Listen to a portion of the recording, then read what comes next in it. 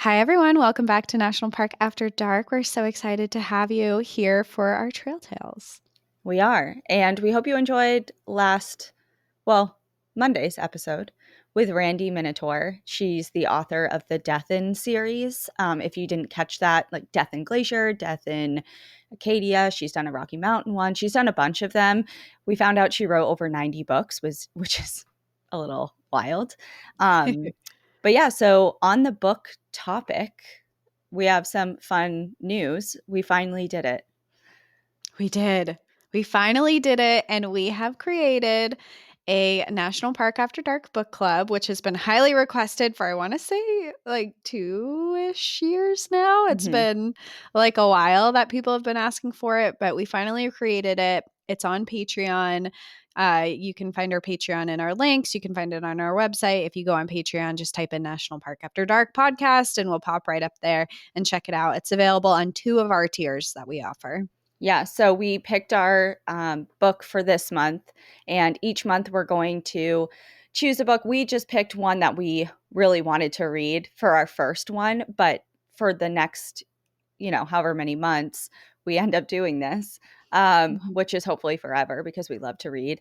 Um, Mhm. we're going to have like votes. We'll pick a few books each month and have everybody vote on which ones you guys want to read, and then we'll have a book club meeting, like breakdown, virtual meeting at the end of every month and go over the book, and it'll be fun. Yeah, So, it'll be really fun, and with it we also have a Discord channel which is on our Patreon now, and with our book club we have a book club Discord channel for you all to chat on, which is fun. And like Danielle said, we'll do polls so you can vote on what you want to read, and we'll talk about everything and go over the whole book club discussion guides and all of that good stuff. yeah, cool. So, on to Trail Tales. Yes, Do you have a preference? I would like to be told a story. Okay. All right. So, the first story then is titled, Did We Destroy the Evidence of a Murder? Oh, okay. Yeah, it feels Already serious. already into it. Let me start by saying thank you to both of you for all of the great content over the years. Your well researched episodes have not only entertained me, but opened up many interesting conversations between myself and my husband, and with our preteen aged son. One of our favorite episodes is the Jenny Lake Rangers episode about the lightning Mm. strike and rescue. We listened to that one while traveling to the Tetons in 2023, and it was a wonderful conversation starter for the family. On one recent road trip in Germany, my son and I listened to a particularly intriguing Trail Tales episode, which brought to mind a tale from way back during the dark days of my troubled adolescence. A tale that has haunted me for years. Although this story occurred in 2001, it's a tale that has resurfaced in my memory many times, especially as I consume true crime stories almost daily. It is something that has stayed in my mind as a source of intrigue and, unfortunately, maybe some guilt. After pausing the episode, I regaled my son with the story from long before his birth. When I finished, I looked at my husband, who rolled his eyes, having heard the story many times over our 23-year relationship. But when I glanced back at our son, I saw him staring at me wide eyed. After composing himself, he exclaimed, "You have to send that one in." After stewing on the notion for practically the entire 11-hour flight back to Denver, I decided to give it a go. As I've gotten older, the images this story conjure in my mind revolve less around what was destroyed, but on who destroyed it. The visions now center primarily on my friend, let's call him Mike, with his dark hair shining in the spring sun and his mischievous, deep brown eyes crinkling at the corners while he plunged a dirty butcher's knife into the sand by the river. Mike passed away in 2021 at 40, and as I write this, I realize that at just 2 weeks shy of 41, I'm now older than my friend who was 3 years older than me in life. We'll talk about Mike more later. Nestled neatly in a valley surrounded by sandstone cliffs, the town of Lyons is oh my, sorry, I have read this, I swear, but it was a while ago. I love Lyons. Have you been there? I I feel like don't we've know. talked about it. I don't know if I've been to Lions. I feel like maybe I've driven through potentially, but I haven't spent any time there. It's definitely a pass by when you're going to Rocky Mountain, so probably. Mhm. Oh, the last time I talked, remember I went to go look at that house? It was like a really old, it's been on the, I'm like, wow, this house is so beautiful. It's been on the house for like 4 years. What's wrong with it? And I got there, I'm like, Oh, Oh, that's what that's everything is wrong with I it. do remember. Like, never mind. Yeah, turned right around. Okay, so Town of Lyons is sheltered from the harsher weather of the plains and mountains because it's surrounded by these sandstone cliffs. When I was growing up there in the late 1990s, it was a small town geographically and socially isolated from the wider world. The gateway to nearby Rocky Mountain National Park, most visitors pass through it quickly. Growing up in this isolated hamlet, much of our recreation revolved around the foothills and mountains surrounding the small town.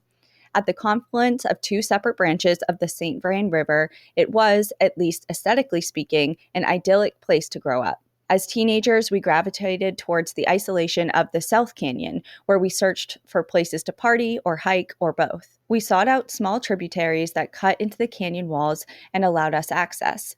We discovered trout swimming in tiny, isolated pools left over from the flooding, and we hiked in places likely not tread on in years. It was liberating, and it was something I finally wanted to share with my siblings. Unfortunately, we aren't very close, but to this day, hiking is one of the only things we all still have in common.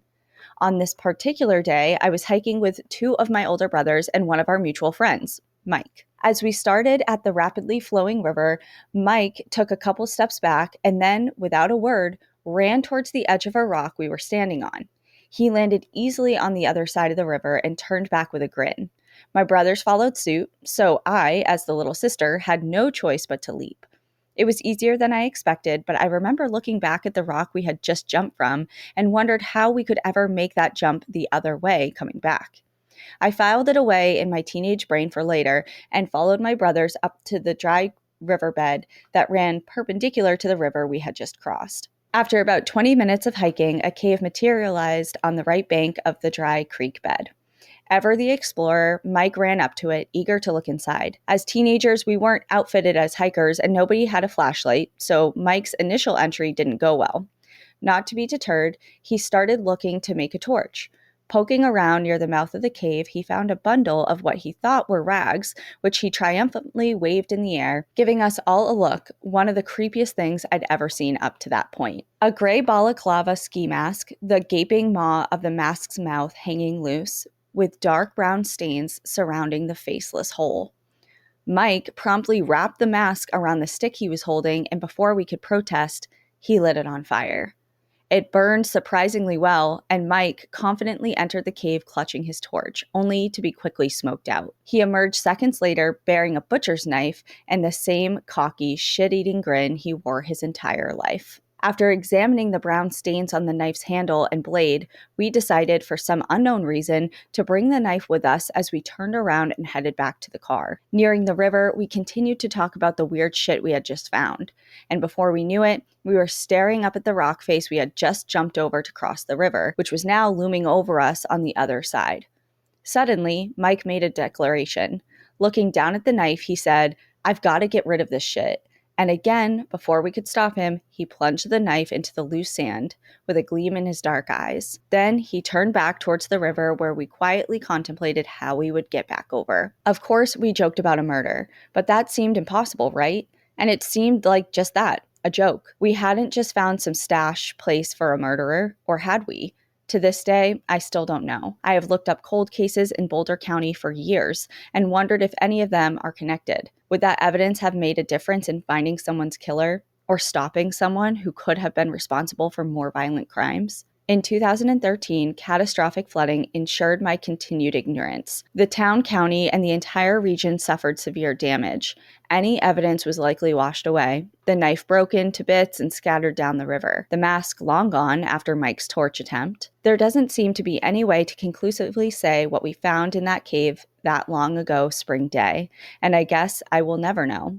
Should we have called the sheriff's department, whom we despised in our immature teenage way? Or should we have told our parents, who likely wouldn't have really listened to us? We didn't tell anyone, and I don't know if my brothers still remember. I'll have to ask them because it's too late to ask Mike. The last image I have from that day is leaping back over the river, which involved catching myself on a near vertical rock face on the other side of the whitewater. It was the last time I followed Mike on a hike. Anonymous. Wow, what a story. First off, I think of, yeah, maybe you might have found something, and I can totally understand the guilt behind that. But I also think you're a kid. Yeah. You can't put that huge of a responsibility on yourself. Kids do things and don't understand what they're finding all the time. And who knows, it might not be linked to anything either. I mean, it's weird, a ski mask and a butcher's knife with remnants of maybe blood on it. Mm-hmm. It's a little sketchy, but I And don't know. the other thing is, it was out of your control as far as what Mike was doing.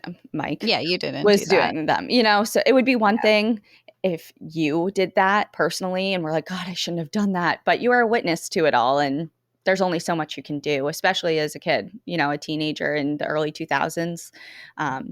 So Yeah. understandable, but on both fronts, because I also, we're sitting here saying, oh, don't, cut yourself some slack. But I probably would be ruminating about this as well. Yeah. I guess the last thing that you could do if you're still really gung ho that maybe something's there, you went into a dark cave, you didn't explore it fully. There could still be something in there. That's a good point. Yeah. I mean, if you are really feeling that this was something and you missed it and you made a mistake here, you could always call and just say, hey, this has been on my mind for a really long time.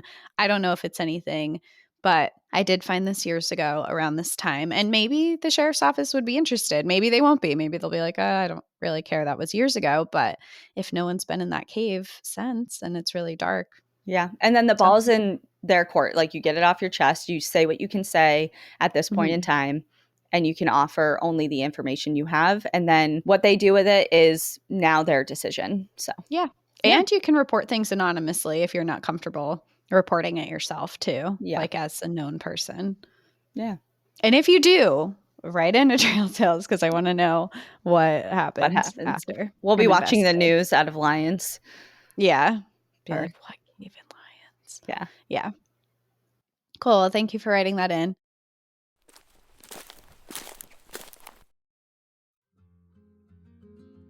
For all of the hundreds of beauty brands out there, it's really frustrating that a lot of them don't understand my hair, which is dense, wavy, not quite curly, kind of frizzy, but not always. I don't really fit neatly into one category of hair care, and thankfully I don't have to, because I have Prose. They have a formula that can address my need for frizz control without dulling my natural waves, which makes sense because my formula is based on me. Since 2017, Prose has transformed traditional hair care and skincare with a made-to-order model that reduces waste, celebrates unique beauty over one-size-fits-all beauty standards, and works better than off-the-shelf alternatives by enlisting the help of cosmetic chemists who take the results of your 80-plus unique factors to personalize and deliver your formula. I love my natural hair, and it's easily the top physical attribute I get complimented on. With my Prose custom hair care formula, my hair is less frizzy, has more shine, and my waves are more manageable. And Prose isn't just better for you, it's better for the planet. They're a certified B Corp, cruelty-free, and the first and only carbon-neutral custom beauty brand. Plus, their review and refine tool adjusts my formula to keep up with the changes and seasons in my life. Like most recently, when I moved and changed up climates, which means I needed to adjust my formula because I wasn't in the dry, desert-like Colorado weather anymore. Prose also offers custom skincare,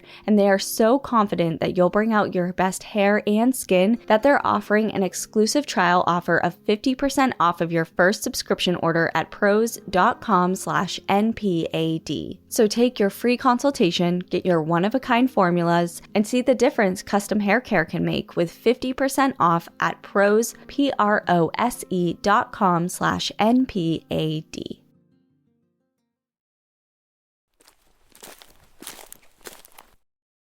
My story is titled Trial by Fire, a Ghost Story from the Camino de Santiago.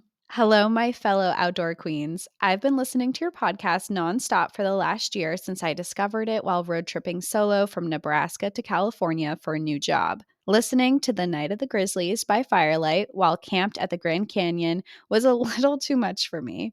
But I'm obsessed with the stories, laughs, and insights into history that I learned from this podcast. I just got Legacy of Luna and The Third Man Factor to read on my flight to New Zealand in September. I fly Friday the 13th just to add some spook. You just said like 3 of some of our favorite stories. I know. I'm like, okay, tick, tick, tick. And the Jenny Lake one that this person just wrote about too. Yeah, it's like Yeah. check, check, check, all of them. Yeah. This person did want us to all know as an audience that there is a trigger warning for sexual assault. So keep that in mind. If you're going to keep listening to this story, you can always fast forward it a little bit and skip over this one. I was born in California, but I left to travel the world in search of new experiences. Despite being robbed in Oahu, I continued my journey to Bali, Australia, and New Zealand with only $3 to my name. Wow. I stayed in New Zealand. Please share. Must have had been working or something. Yeah. I stayed in New Zealand on a work visa for just over 4 years.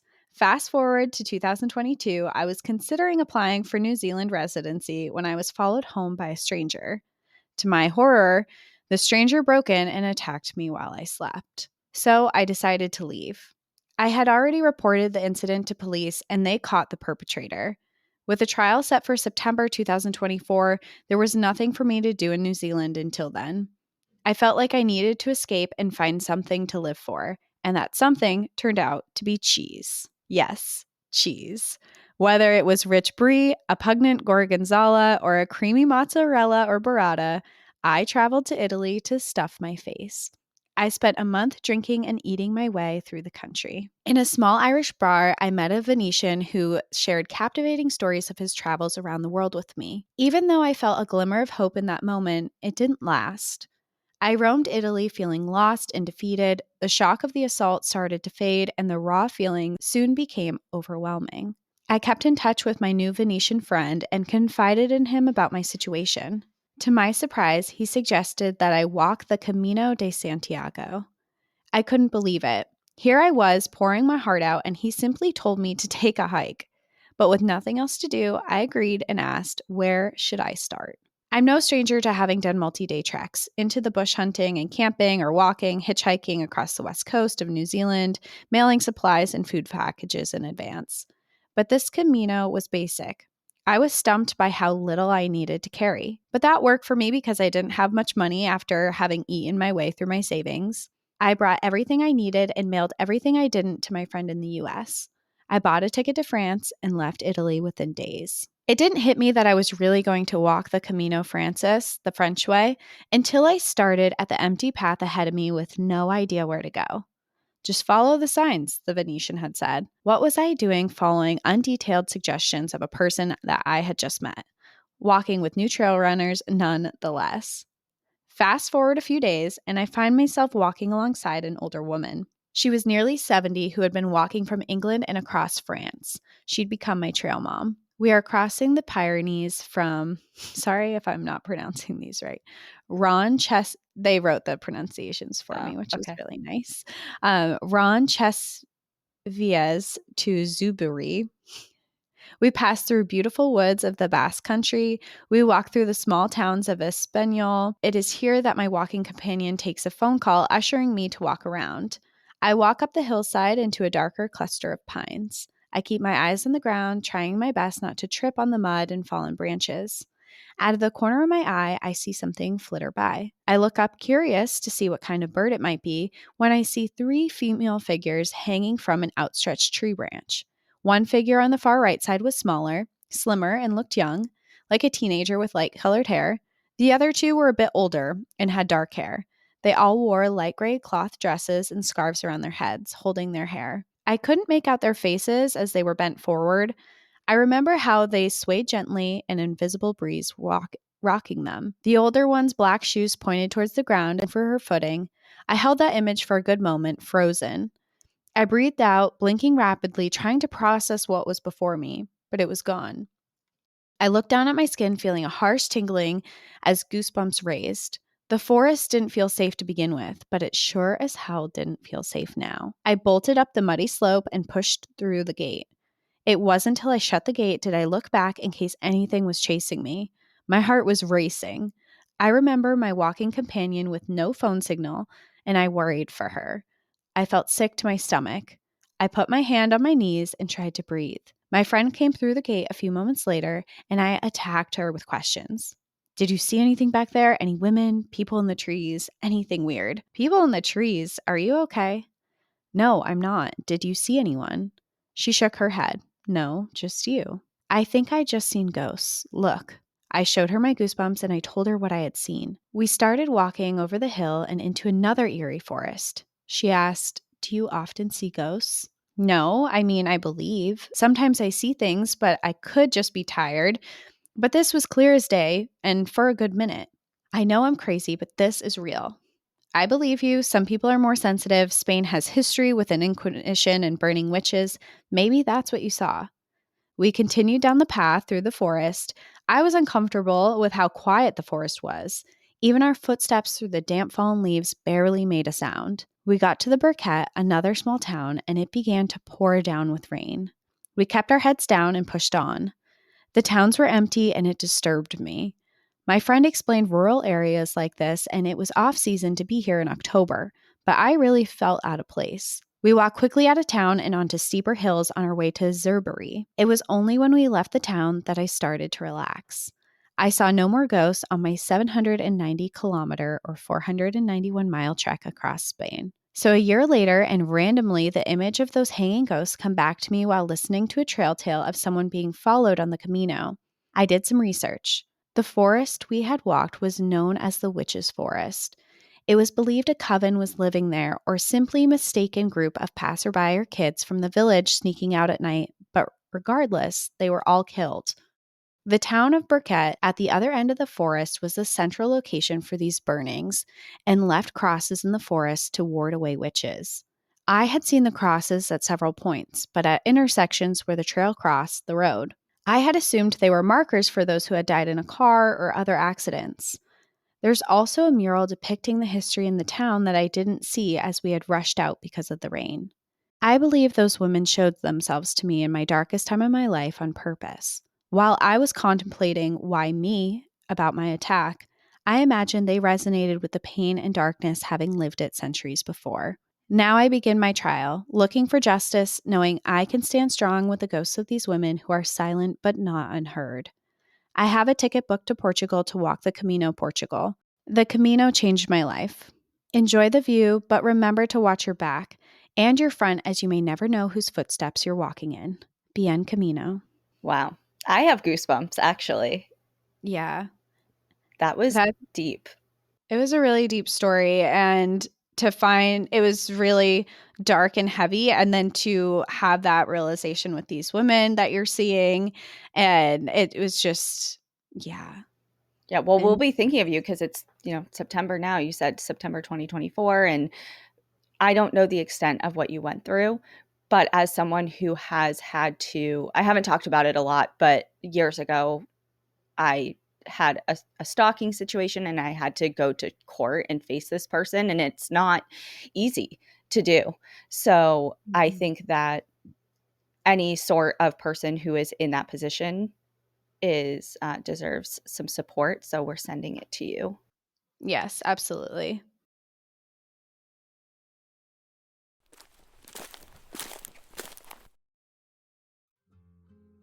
I love having coaches because I do my best with professional help by my side.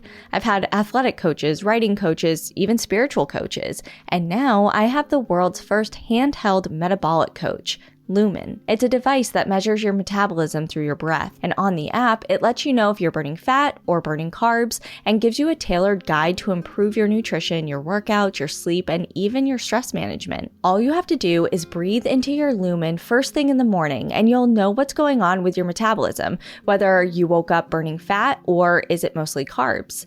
Then Lumen will give you a personalized nutrition plan for that day based on your measurements from the morning. You can also breathe into it before and after workouts and different meals, so you know exactly what's going on in your body in real time. And Lumen will give you tips to keep you on top of your health game. And this is all really important because metabolism is your body's engine. It's how your body turns the food you eat into the fuel that keeps you going. And because your metabolism is at the center of everything that your body does, optimal metabolic health translates to a bunch of different benefits, including easier weight management, improved energy levels, better fitness results, better sleep, and more. And by using Lumen, you get recommendations to improve all of those things. And ladies, it can also track your cycle as well as the onset of menopause, pause and adjust your recommendations to keep your metabolism healthy through different hormonal shifts and ups and downs so you can keep up your energy and stave off cravings. So, if you want to take the next step in improving your health, go to lumen.me/NPAD to get 15% off of your Lumen. That's lumen.me/NPAD to get 15% off of your purchase. Thank you, Lumen, for sponsoring this episode. Okay, my next story seems like it's going to be much lighter just based on the title. The title is Trail Tale. I wish I could make this up. The time we got RKO'd by a deer. Okay. Okay. So here we are. I'm intrigued. Hey ladies, love the pod. It's the only pod I can stick with and haven't gotten bored of. I'm sure that if you decide my Trail Tale is podcast worthy, I won't hear it for a while. I'm playing catch up because I discovered your podcast in March of 2024 and have been binging ever since. I told myself I'm not allowed to join your Patreon until I'm fully caught up, and I'm currently on episode 130. I want to apologize for the length of my story, any profanity, and any typos. My brain goes faster than my fingers. I wanted to submit so bad, but I just thought I was boring and had no stories until I heard a trail tale in episode 90-something that made me realize my memory was overlooking the most wild experience I've ever had in a national park and a moving vehicle. My name is Jason. Jason, like a guy, but I'm a girl, from Wisconsin. I grew up camping and loving the outdoors. My dad was an Eagle Scout, so of course I learned all I know in the outdoors from him, and once they allowed females in the program, I followed suit to become one of the first female Eagle Scouts in the BSA. Very cool. Yeah. I enlisted at 19 years old in 2022 and got stationed in Utah with the Big Five, a dream come true. I've been with my now husband, Easton, for going on 7 years. We're high school sweethearts and have been long distance for a bigger portion of our relationship than we'd like. At the time, he was finishing his 5-year master's in Wisconsin while I'm stationed in Utah. Easton came out to Utah to visit me in May of 2023, and we decided to take advantage of our 4-day weekends. The summer consisted of Zion, Bryce, Cedar Breaks National Monument, Moki Caves, Moab Arches, Canyonlands, Capitol Reef, Colorado National Monument, and Rocky Mountain National Park, Four Corners National Monument, North Rim Grand Canyon. Wow. I'm like, wow, it just keeps going. I didn't get to see the Grand Canyon because the entrance was closed, so we're convinced it doesn't exist. And of course, Yellowstone. For this story, we'll be traveling to Zion. It was the last day of our Memorial Day weekend, May 29th, and we decided to take a drive through Zion since we were in the area. We both had never been, so we were really excited. When it comes to road trips, I drive. Easton has a sedan and I have a full-size truck, my baby. Note, this truck has been in my family since I was 14, and I bought it off of my dad when I moved to Utah. She's blue, and you guessed it, her name is also blue. So we made truck bed camping work. I love it and highly recommend. Anyway, we were in the middle of the park at this point going downhill, taking it slow on some switchbacks, like 15 miles an hour or so. Switchbacks are switchbacks for a reason. In this case, at Zion, it was like a ginormous rock wall to my right and a cliff to my left. We're about halfway down when the oncoming traffic going uphill slows to a damn near stop and is obnoxiously on their dash taking photos of what I thought were rock formations behind us. Nope. A literal blink later, a fucking deer falls out of the sky, bounces off of my hood of my truck, barrel rolls, and proceeds to fall God knows how many other feet down to the next ledge. Easton and I are looking at each other like, what the fuck just happened? The people taking photos drive right by us and exclaim, now I call that a hit and run. All I could manage was a half smile and a, huh. I couldn't stop in the middle of the road or I would be blocking the road, so we just kept driving on down in search of a pull-off amongst the cliffs. I pull off on a scenic outlook. Easton runs up to where bits and pieces of blue exploded on impact while I'm pulling out tufts of deer hair off of my cracked grill, simultaneously trying to reach my dad with one bar. Easton comes back, we assess the damage, and my poor dad, with the horrible service, I probably gave him a heart attack. Blue was still drivable, and we were left with a few big dents, a broken headlight and bulb, a cracked and displaced grille, and a ton of deer fluff. We were lucky. If we were only a few more feet forward, the deer could have been through our windshield. I was sad and disheartened because we had maybe planned on doing a hike, but at this point, I just wanted to go home. While we were on track for home, home being my government dorm room on base, Easton said, "I think we should check out one more spot while we're down here." And I was immediately not having it. I was bummed our trip was cut short and that Blue was so broken. I was busy seeing only dollar signs and repair. Eventually, I caved and we decided to go wherever Easton had in mind. I wasn't too interested because I was overwhelmed with defeat and I knew he had just picked a place off of some random Google search. Google plans most of our trip, along with BLM campsites, by the way. Every time I asked, "Are we close?" or "Are we there?" he responded with, "I don't know. We'll see," with a smirk. Ugh, I was just still not feeling it. And I'm sick of driving. I started to see intense grade signs, and my first thought was, seriously, after what just happened to Blue? But we checked on. Of course, there were switchbacks here too. We made it to the top, and oh my, was it so worth it. No one was there. We had Cedar Breaks National Monument overlook all to ourselves. The canyons were so deep, and the very top of the land features still had snow. It was desert and alpine all in one. The oranges of the red rock and the greens of the trees made it feel like a painting. It was also windy and cold compared to the 100-degree weather we experienced at lower elevations, but I don't mind. I was taking pictures on my ancient little digital camera while Easton set up his tripod per usual for our boyfriend-girlfriend photo, so wasn't out of the norm for our trip. We had been using his tripod through Easton's visits to capture all the awesome places we had been exploring. So we pose, smile, and after standing there for a few funny seconds waiting for the pictures to be taken, he gets down on his knee. I totally thought he was joking, but quickly realized he was most certainly not. I had been teasing him for the longest time that my left hand had been feeling a little light. I melted into his arms and cried, of course, only because I was not expecting it at all. I was convinced he was waiting till we got closer to his college graduation. We hugged and kissed and enjoyed the gorgeous view, but I'd like to argue that my ring was the prettiest sight of all. It's a beautiful alexandrite gem, my birthstone, with sapphire and diamond accents, my parents' birthstones. It turns out he bought that tripod before the trip to Utah and was lugging it around all this time just so he could find the perfect moment. So now we have a video of our engagement, and you can see the exact moment I realized he just wasn't messing around. We decided, fuck it, let's do it now, adopted a puppy, and got married at a courthouse in Provo, Utah 2 months later on August 5th, 3 days before he had to fly home. It was the best way to end an unforgettable summer, and I wouldn't change a thing. I thought sharing this story close to our first anniversary would make it even more special for listeners.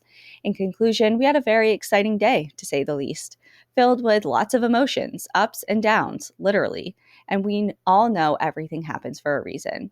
Side note and update, poor Blue. She's an almost 15-year-old F-150. Unfortunately, she shut the bed later that year in October with some engine issues, and we had to take her to the doctor back home in Wisconsin for repairs. She's all fixed and running great. I also got a backup cam installed, which now makes me wonder how I ever threw it in reverse without one. If you've ever been emotionally attached to a vehicle, you understand. So I'm glad she pulled through. I attached some photos of Blue, my ring, and our puppy Jasper, and some others from the engagement. Y'all are the best. Can't wait to see if I can make it on the pod. It was funny to share my story with you. Enjoy the view, but also watch your up, ? Jay, Easton, and Jasper too. That story took me everywhere. for a ride. I know. I did not like the proposal at the end was so sweet and so thoughtful. And then like the car accident was so scary and sad and just I don't know if I really reacted appropriately when I was reading that, but just imagine being on a sheer switchback road and just a deer falling out of the sky and onto your car. Like, that's crazy. Just like, yeah. And I have been emotionally attached to a vehicle, my Same. Jeep, and I cried lots and lots of tears when I switched cars this year, a couple months ago. Yeah. You just like you hold sentimental value. They go with you through a lot of things. And Mhm. my car that I was emotionally attached to, I haven't had it in a long time, but it was a Toyota Echo. Is Have that you seen them before? that's not the black thing that you had when we worked at the hospital, was it? No, I had a Honda Accord. Okay, okay. I'm not Uh, good with like, I can't even imagine what you're saying right now about so that a car. Toyota Echo, it was, I feel like you should just Google it Okay. because they're basically circles. I had a 2004 four-door black Toyota Echo. The tires are like 14-inch tires. It's super low to the ground. It is literally as people used to make fun of my car all the time. It was a standard, which was funny. Because people would come in and they just see like the circle car and they're like, "Oh my god, and it's a standard." Like Yeah. but it was funny. I had it for a few years and then I got a driving job and I had my Echo and the clutch actually totally went while I was driving down the highway, and the only gear I had left by the time I got to a safe spot, I only had fourth gear left. Oh gosh. And yeah, it was, and I had a pregnant woman in the car who was training me on my job. It was just like, so I had to go buy my Accord, which you saw, which I never like loved the Accord. I got it because it was cute, honestly. Like Yeah. I thought it was cute. It was two doors. But I never actually liked that car and I was very happy to get rid of it. I almost said, yeah, but it was 2 doors Yeah, it was awful. It was two doors. and my Jeep was 2 doors. Yeah. Like, yeah, Your who would Jeep ever have was that? small, like sitting in your Tiny. Jeep. It was so small getting in your Jeep. Well, and it's funny because so it was a 2-door Jeep Wrangler, and I took the everyone who's familiar with Jeeps knows there's the back seat, the, like, long Mhm. seat in the back, and almost immediately took it out because of the dogs. So, and then I put a net up behind, like a big cage net right behind the passenger and driver's seat so that it was kind of like the dog's lair back there. So it's Yeah. essentially just 2 seats Yeah. and that's it. And it was just a little box and I loved that thing. But now that I have room, I It's a don't know game if I could go changer. back to that. Yeah. I test drove some Jeeps and I think that they're really cool cars, but I just remember sitting in there and the windshield was so small. I And was it just was like, so how do close to your people face. drive? And it's so close to you. Yeah. I'm like, why do people drive like this? And it's Same loud. thing. Yeah, same thing. I didn't test drive it because it was way out of my price range, but I looked at it on the car lot and I sat in a Bronco and Mm. same thing. Their windshields are so little and you're so close and I'm always closer because my legs are so short. I have to put my seat like way up. Oh But my god, this is just so funny because I don't think I hope I have a video of it still. I'll have to look. So when I went for my grief retreat, Mhm. I rented a camper van to stay in just because I stayed in the van during the retreat and gave like the rooms and stuff to the participants. Yeah. So I rent this van on Outdoorsy and it did the job. I'm not like shitting on it, but it was a 1999, like I'm not talking nice Sprinter van type of thing you may be thinking of now. It Yeah. was a renovated 1999 something. I don't know exactly what it was, but Okay. it did the job and stuff. But the seat, I couldn't get close enough to the pedals, and which in older cars you have to really like crank on the pedals for them to go Yeah. anywhere. So not only did I had to put the pillows from the back of the To bed, like push you yes, forward to so you push could me forward actually reach. and to sit on top of so I could see above the steering wheel. So I had a pillow behind me, a pillow under. I had like a car seat. I made a car seat for myself. And I'm driving this wicked old thing. And it's just like the alignment was really off. I'm like, am I even going to make it? Because I had to drive Yeah. 3.5 hours from Denver to the sand dunes. And all I could think of, my mom's going to laugh, but my aunt Nita, who I got my first car from, she was super small and she had to do the same thing with pillows. So all I could Yeah. think about was my great aunt Nita. I'm like, oh my God, Doing is the this what same it's thing. like? Yeah. But anyways, yeah, being 5, whatever. You're 5'2". Yeah. Yeah. So I mean, I have a Toyota Tacoma, and one of the first things I did when I bought it is I could barely see over the steering wheel. So the first thing I did was I bought a mod for the seat to lift it up. So yep. now I'm over the steering wheel, and it was actually the best thing I could have done because I remember I test drove it and I was like, I couldn't see over the steering wheel that well, but I also couldn't see over the hood of the car that well, especially on both sides of it. So I'm like, when I'm taking corners, I'm not going to be able to see if I'm close to something, if I'm going to hit it or not. And this is not great. Yeah. And I put these little risers on my seat, and now I sit like an inch and a half higher or something. And I could have even gone higher, but I was like, oh no, this is good. And As long as you now can I'm see. comfortable. Yeah, no, it's great Yeah. now. Before I couldn't, but Which is a problem when you're trying to drive. But anyway, okay, yeah. enough about cars. Yeah, we all have our sentimental cars, I think. But Yep. okay.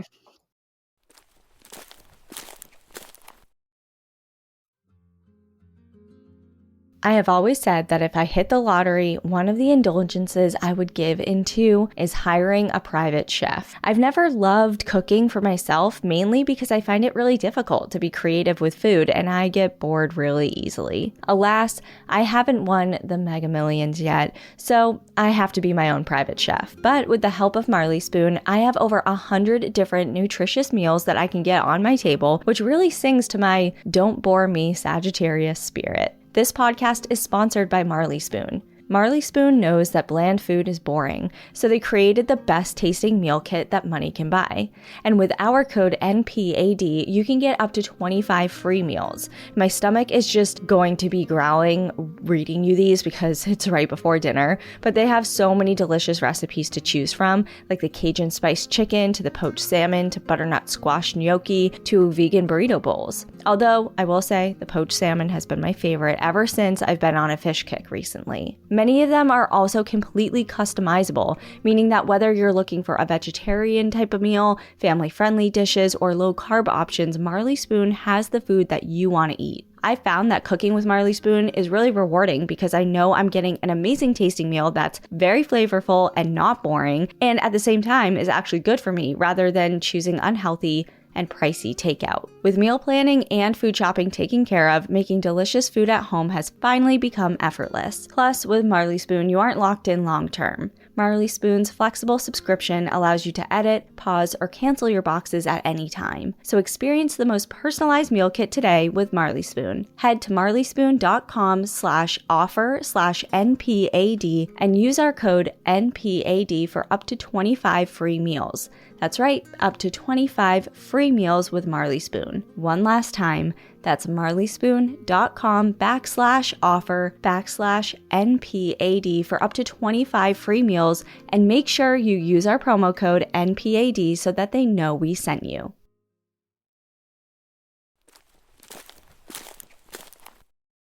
My next story is titled Another One for Dog Lovers.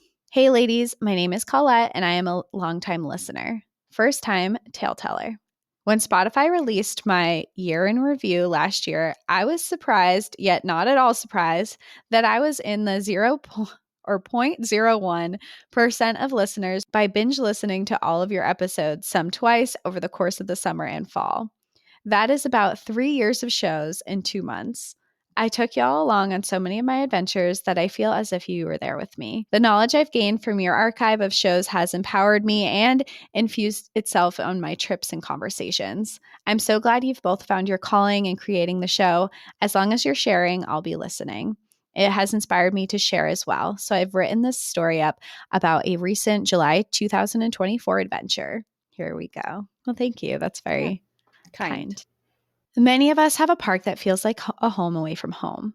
New River Gorge National Park and Preserve in West Virginia holds that title for me. It is halfway between my birthplace of Cleveland, Ohio, and my current home of Raleigh, North Carolina. I have a few good stories that harken back to my time spent here across the years. In even more memorable ways, I hold on to many descriptive little vignettes from this park that dance through my mind, drawing upon the memories when I need a moment of joy. I believe these are called glimmers.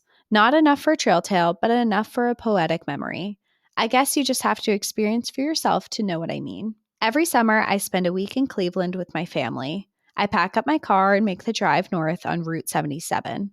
Along the route, the magic of New River Gorge is not far. I look forward to splitting up the drive by camping, usually solo, before continuing my journey. This summer, I had a special exception. I camped on the first drive, and my partner, Austin, was able to fly into Cleveland and make the return trip with me, planning to stop again in New River Gorge. The hikes there are incredible, and we continually find new places to call our favorite. We decided to go to the Grandview Sandbar and hike up to the Grandview Overlook by the Little Laurel Trail. The park website describes this as a strenuous 2-mile point-to-point hike with 1,400 feet of elevation gain.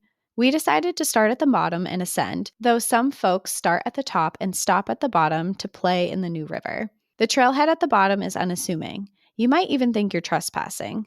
It is described as an unmarked gate that you sidestep to begin. I've never met a trail I didn't think was beautiful, and this was no exception. Rhododendron is the West Virginia state flower, and even when not in full bloom, the laurel bushes create steep walls that are impressive in their height and depth. There are more moments of mountain views from one side to the river to the other, as well as quintessentially Appalachian wood gorges that are nostalgic to me. We oohed and awed as we hiked together. We only passed by one other group, a couple and their 2 dogs, both of which were notably cute as fuck. My partner, or AF, sorry. I swore a lot. Hey, if you write swears, we're reading them. We're reading them. So I have been trying to tone it down. It's probably not working, but I've been trying. You're doing a great job. I've been trying to tone down my swearing because people like to be mean and tell me to stop swearing. They're like, stop fucking swearing. Yeah, literally. I'm like, okay. God. Anyway, my partner and I are not only animal lovers, but in the midst of talking of adopting our first pet together. So we take every opportunity to know all the adorable floofs and chonks whenever we see them. We waved and said hello as we passed by, basked in the sweet doggo presence, and carried on. We made it to the top, took in the views, and spent a lot of time doing other trails while also desperately seeking more water to aid in the descent back to the car on the humid July day. After over an hour hanging out on Grandview Overlook and surrounding altitude, we made our way to the trailhead for the descent before continuing to drive back to Raleigh. My partner even said, "It is actually all downhill from here," meaning we put in the work and now we can coast down. After a hot day and refilled water bottles, that was a pleasant thought. Soon after he said that, we saw the half of the group at the upper trailhead. Odd, we thought. 1 human and 1 dog. We were surprised to see them at all, given we spent so much time at the top, but thought perhaps they'd taken the dogs for a relaxing river cool down. "Hey, how was your hike?" my kind and friendly boyfriend asked. "Well," began the woman. She proceeded to tell us that Finn, their white lab, was suffering from a heat stroke and could not be moved. We read the panic on her face. Her husband remained with him while she continued onward to find help. They had called the visitor center and were told that they cannot help dogs. Frustrated and impassioned, we asked questions and began to help devise a plan. Surely someone could help rescue Finn safely, and we were going to find a way. We advised her to call a larger resource office in the park. There are 4 visitor centers in the park. Grandview is one of the smallest. But if by chance they couldn't, we would do something. We estimated him at about 85 pounds, but when she said they tried to carry him together but couldn't, we found out that that was more like 115 pounds. She went onward and we descended, hoping to find Finn quickly. She had stated that they were about 3/4 of a mile back. Not too far, we thought. But with each step of decline, we were reminded of the steep elevation gain we had hiked earlier. During this realization, my sweet boyfriend was considering how he could be useful. As a former D1 heavyweight wrestler, he knew that if push came to shove, he could try to carry Finn over his shoulders to safety. He had carried guys his size up and down stadium steps in the past weekly workout. We even joked that all his wrestling experience was ultimately just preparation to save Finn. As we continued, we realized that even with his strength and experience, it would be a huge challenge. We grew quiet as we wondered what would happen and about Finn's state of well-being. About a mile down, we spotted them, hanging out on the trail. Finn laying down, but alert and smiling, which we were relieved to see. We shared some of our water, but Finn could not keep it down. Even though his temperament seemed well, it was clear the situation was dire and no convincing could make that pup carry on. Cell service is spotty in this area, generally, and this trail was no different. We asked if the man had heard from his wife, and he told us that he had no service. I checked my phone, and nothing either. Lastly, Austin checked his, and despite not having any bars nearly the entire trip, right here in the middle of Little Laurel Trail on the side of the mountain in West Virginia, he had some. We connected with the wife, and she had found help. It might take a little while, but an ATV would be on its way to retrieve the man and his dog. There was a small shift in the way we were all feeling, one towards ease. No question about it, we stayed until the ATV arrived. We continued to provide care and comfort as best as two strangers can spontaneously do on a trail. To help move along for both Finn and his human, we talked, we got to know each other, and gave some pets the words of encouragement in our puppy voices, you know the one. We found out, coincidentally, that the husband and wife met in Cleveland, and one of their daughters happened to work in Raleigh as the bar manager of a cool mezcal bar nearby to our house that we occasionally visit. Small world type of things. The ATV rumble was music to our ears, and Finn's too, as he perked up at the sight of what he must have sensed as help. Austin lifted Finn into the ATV. We shook hands and said our goodbyes. Austin and I had finished our hike talking of nothing but what all had just transpired and the amazing connectivity of hiking specifically in a way that can bring strangers together. We checked in, having exchanged numbers, to find that Finn was doing well. He got the help and rest that he needed. It almost couldn't end any better than that. But to really bring the connection full circle, we made our way over to the little mezcal bar to meet the daughter of the couple and Finn's human sibling to tell the story of Finn's big adventure from our perspective.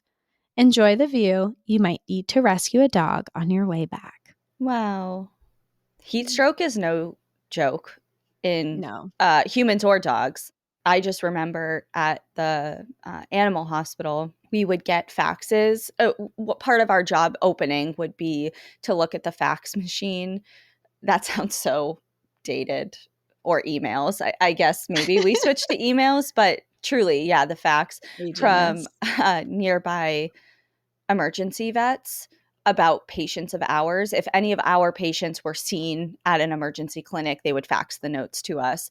And every summer, we always had heat stroke patients, and a lot of them didn't make it. A lot of the brachycephalic dogs, like bulldogs and pugs. You have to be extra careful. Yeah, you have to be really extra careful. But it can happen to any dog and any type of emergency.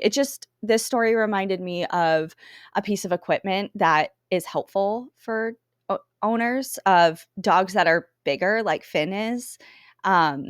There's a company that they make several different types of like gear, harnesses, straps thing. It's called PhytoPro, and they're hiking things for dogs. So if something happens like heat stroke, or your dog is now immobile from some sort of injury or sudden illness and you physically cannot move them, you can strap them up in this harness that makes it easy for you to carry, quote unquote easy, doable for you to carry them to help. On your back. Yeah, on your back. Yeah. Or and like I said, there's a couple of different versions of whatever you're looking for, but it's helpful for, I mean, even Chaska, I think about that all the time. He's only 52 pounds, but if it was just me and him and he physically couldn't move, I would need something like that. Yeah, I have to be really careful. Our older dog, Tucker, he's over 100 pounds, and he's 9 now, and he's just he's in his cozy era, and summer is really hard on him. He's all black.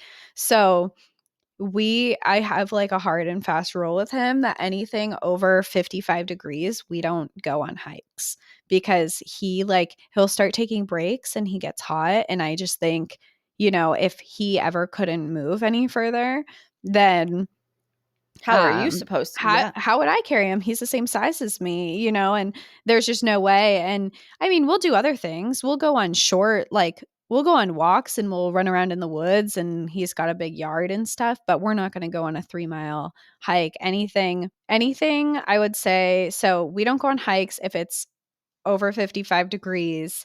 The longest we'll go will be like half a mile. Yeah. And that's it. And that's, I mean, we used to do more than that, but wintertime, he's great. Wintertime, he Yeah. thrives. September, it's getting cooler. He's already like rearing to go. He's like, hey, it's cooler out. Like, let's go. Yeah. Like, yeah. But it's scary. And it's, when it's really hot out, you just have to be really cognizant of your dogs. And also, I think a good tip, if your dog's not keeping down water and you can't keep them hydrated, another really important thing is to keep their body temperature, to get their body temperature lowered. And part of how you can do that is through their paws. Mm-hmm. Ideally, if you could soak them totally, like, well, you don't want to cause shock to their body either. Yeah. So it's You don't want hard, to, drop their temperature too fast and too but they're, suddenly. yeah, but their paws are a good way to, if you have like ice water on you or anything, if you can soak their paws, Mm-hmm. if they're not drinking and won't, just temporarily. But yeah, you don't want to shock their bodies either. So Yeah. don't put them Well, in an ice bath. But yeah, I guess moving into the fall, maybe it's not as relevant, but I mean, heat no, stroke can people in the happen. So, desert and stuff, it's yeah, still hot there. that's true. It's true. Yeah. So look out for your dogs. It's especially more difficult, because dogs will just go, go, go until they literally can't anymore. It's not like people where it's like, oh, I'm not like suddenly feeling great. Dogs will just keep Yeah. going. Well, especially they So follow their owners too. So you have to be really, they might seem like they're doing okay, but you got to reel it adjust. in. Yeah. Yeah. Yeah. We have to adjust. I mean, Tucker's old, Chaska's old. He's actually right next to me right now. He usually doesn't Aw. come up here for recordings, but he's here today and he's sleeping. And yeah, He really wanted to hear this Trail Tales. he did. He wanted to be present for it.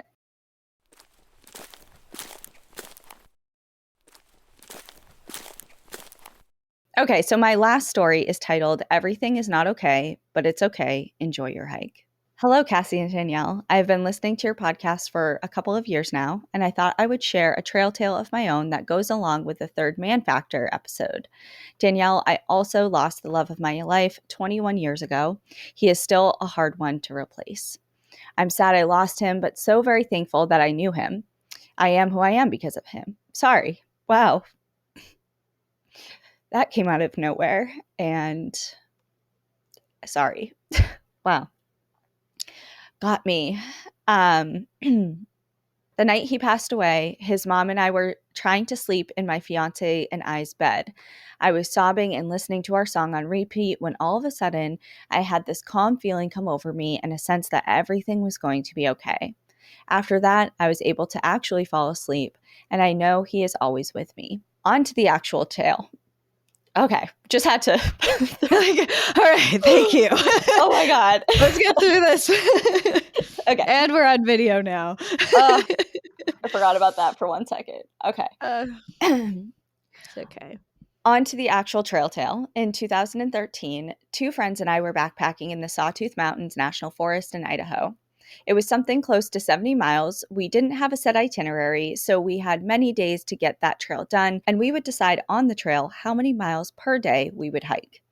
I'm the one in the group that wants to smell the roses and not rush the trip.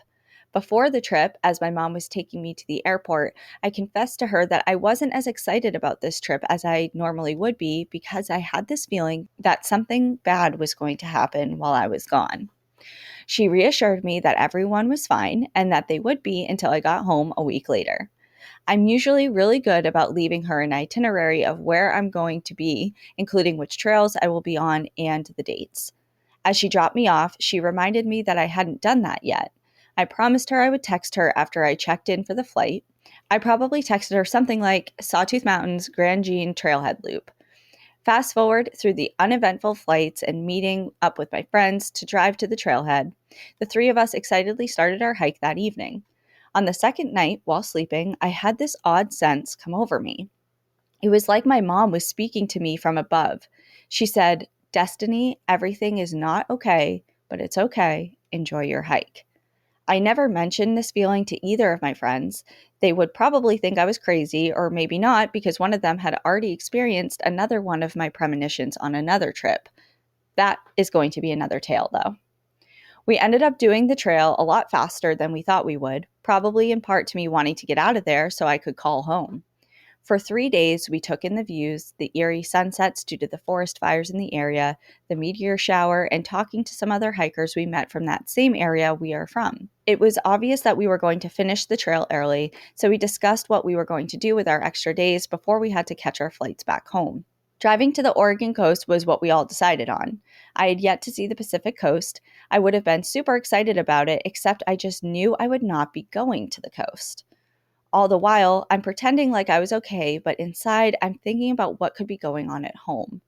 Since it was my mom I heard, I thought maybe something was wrong with her.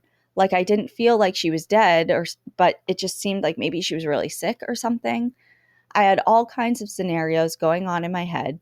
To ease my mind, I envisioned her to be at the hospital where I worked, and that all of my coworkers were doing the best they could to keep her alive until I was back home. On our last night on the trail, one of my friends and I were having a typical talk about what the first thing we wanted to do when we got back to civilization was.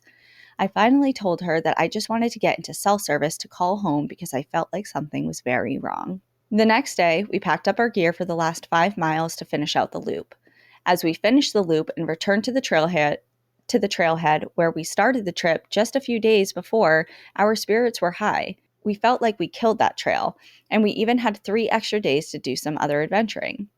Across from the trailhead, the camp hostess was checking the area, and we asked if she could take a picture of us. She said, sure, and as she was walking towards us, she asked, "Are any of you Destiny?" My heart just sank. I don't even think we took that picture. I hesitantly said, yes, I was, and she responded that they had been looking for me for the past 5 days.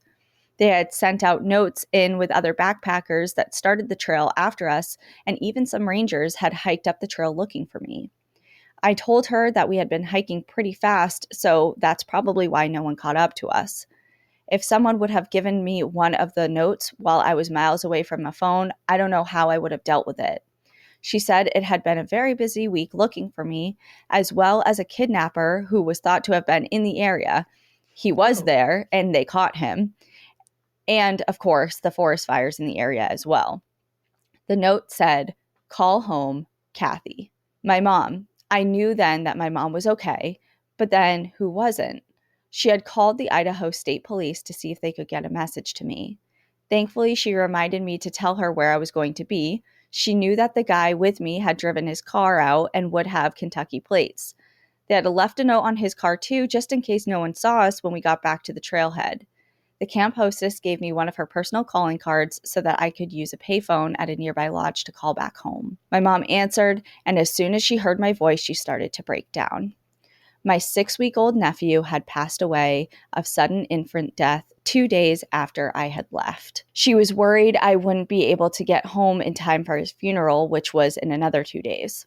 My friends and I left the area heading back to Boise and cell service so I could change my flight and get a hotel.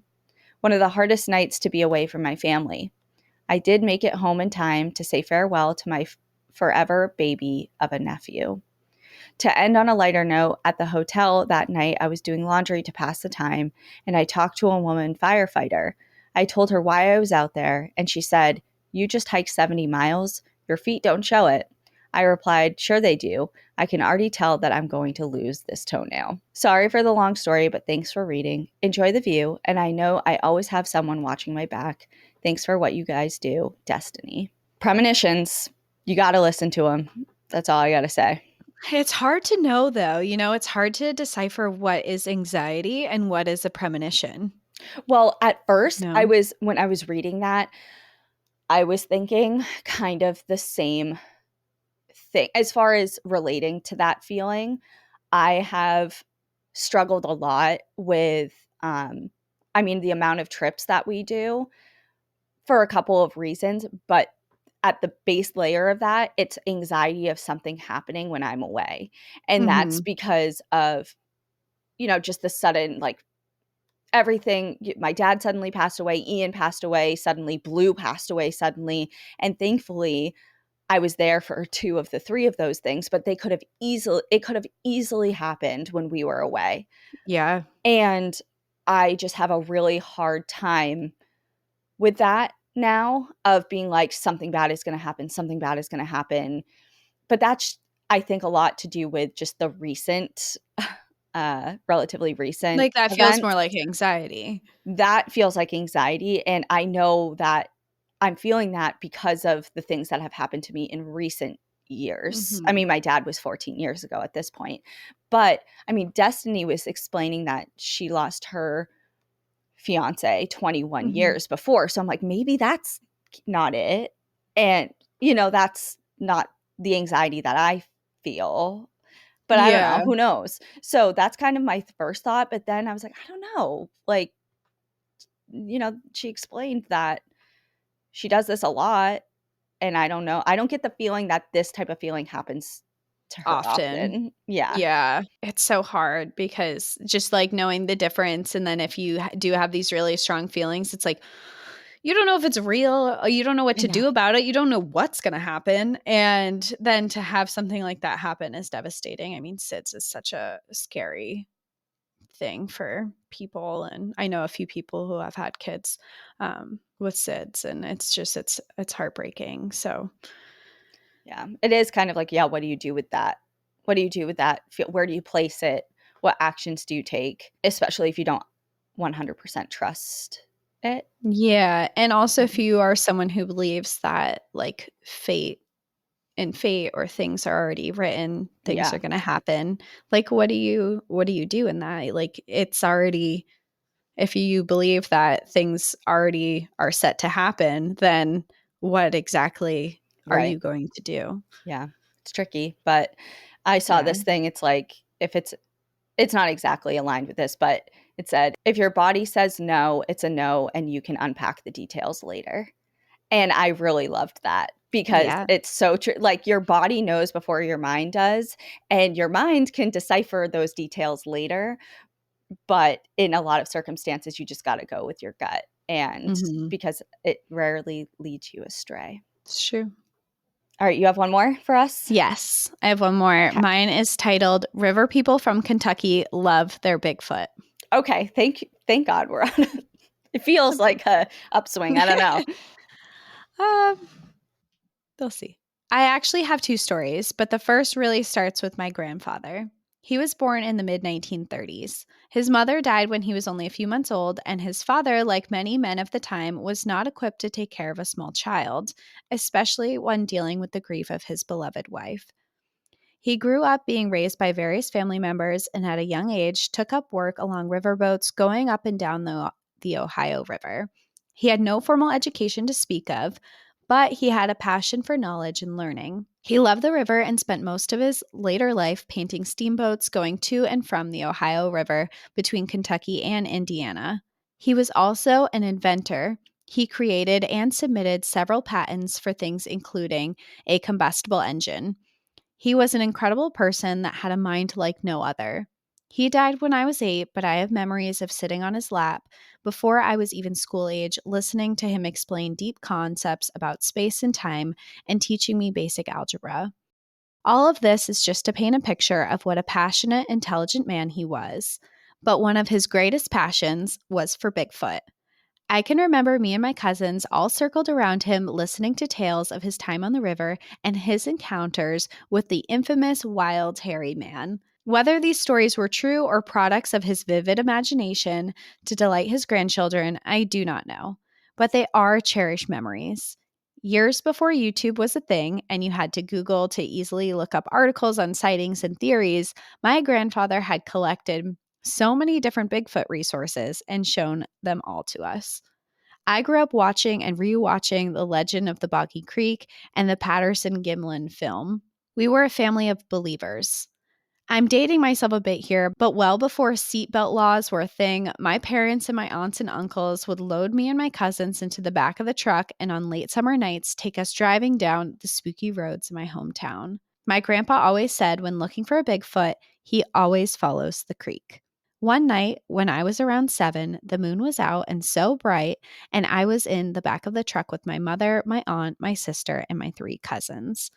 My mom and my aunt had inherited my grandfather's love for storytelling, and we would sit in the back of the truck being entertained while they tried to delight and horrify us. On this particular night, it was so bright and all the countryside was illuminated with silvery moonlight. My aunt alerted my dad, who was driving, that she needed to pee. So he pulled over and unceremoniously got out of the truck and waded off into a cornfield out of view to relieve herself. On the opposite side of the road, several hundred feet away, but within a clear view, was a large white barn lit up by moonlight. I can remember it so clearly. But suddenly, a large, dark figure emerged and walked right in front of it. It was tall and appeared hairy. It was way taller than the barn door.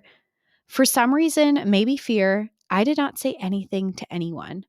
I just watched this figure as it made its way past us. For many years, I told no one of this experience. Doubt crept in as I got older. Maybe it was a silhouette, a shadow being cast on the barn, and that's why it appeared so large.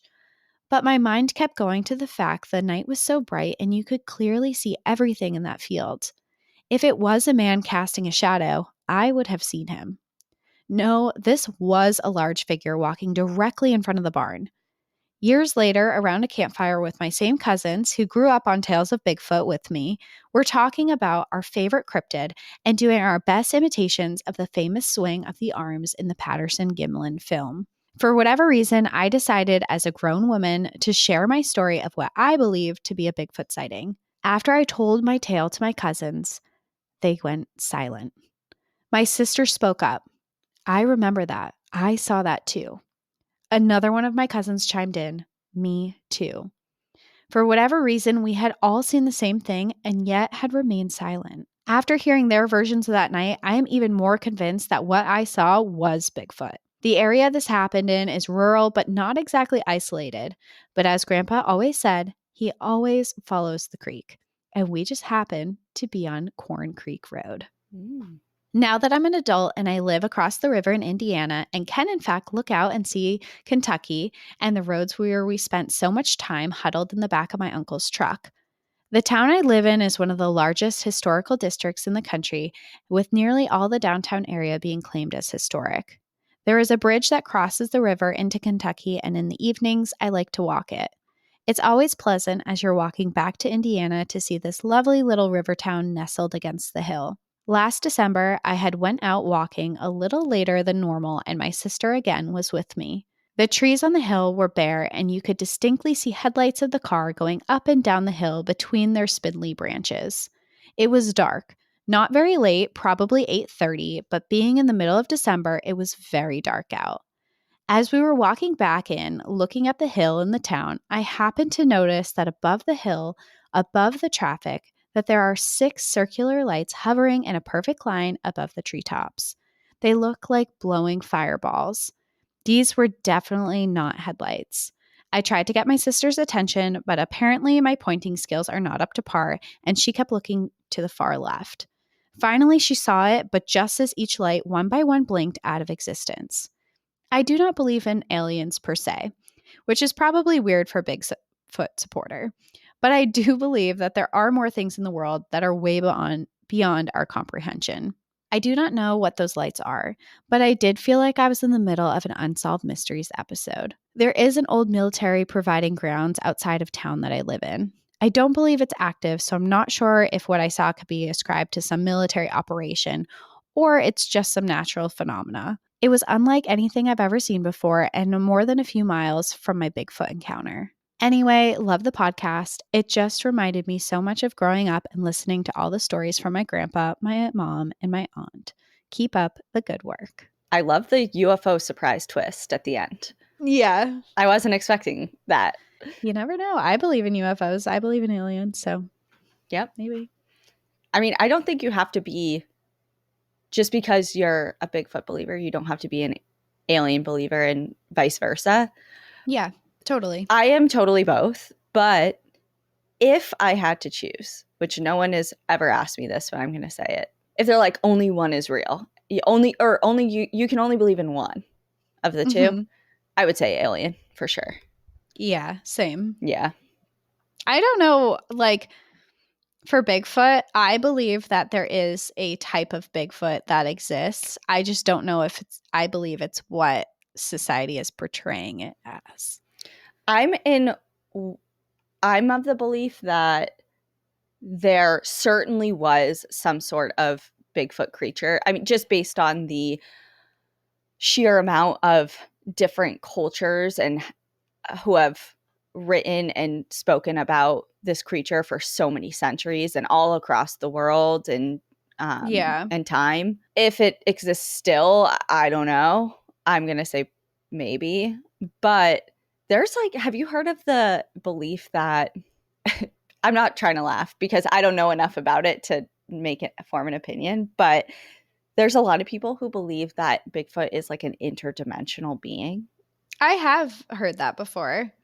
And that's why we only see it periodically, because it's coming from another realm or dimension.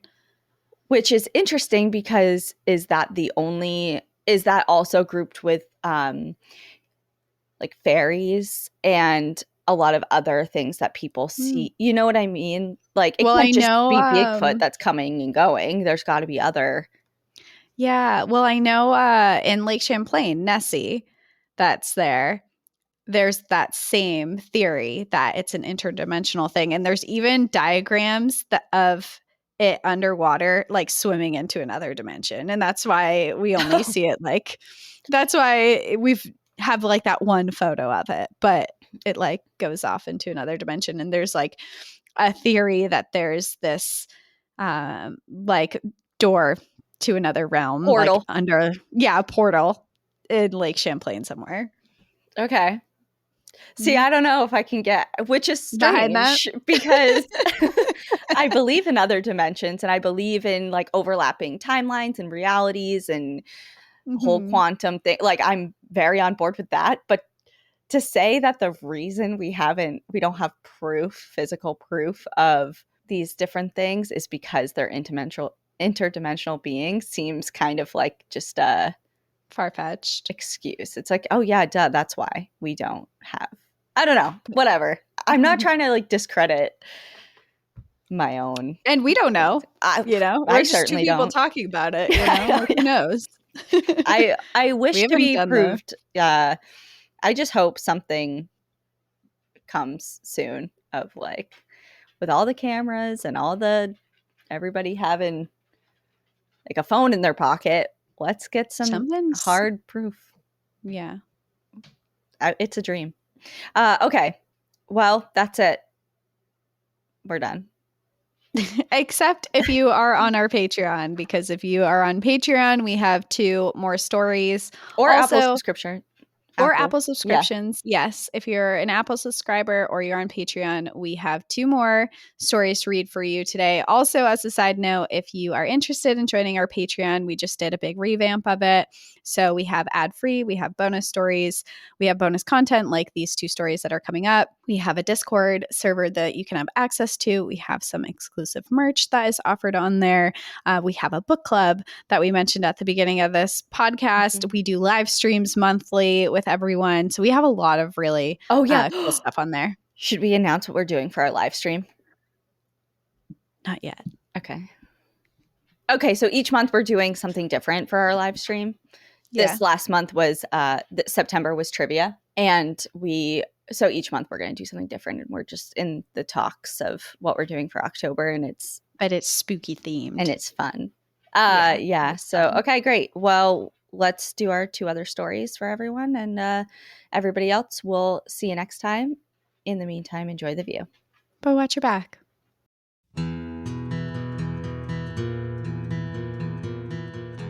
Thank you so much for joining us again this week. If you have a trail tale or story suggestion, send us an email at stories@npadpodcast.com. Follow us on Instagram and Facebook at National Park After Dark and on Twitter at NPAD Podcast. Join our Outsiders Only community on Patreon or Apple subscriptions to listen ad-free, unlock monthly bonus episodes, and exclusive content. And remember, when you support our sponsors, you are supporting our show. For our exclusive discount codes and source information from today's episode, check out the show notes. For more information on our show, our book recommendations, merch updates, and more, visit our website at npadpodcast.com. And please rate, review, and subscribe from wherever you listen to podcasts.